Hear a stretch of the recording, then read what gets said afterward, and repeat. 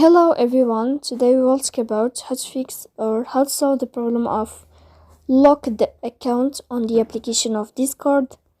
You will click on settings. In this page you can click on apps, default apps, app settings. On above you can search about Discord and you will enter. Then you can click on first stop and you can click OK.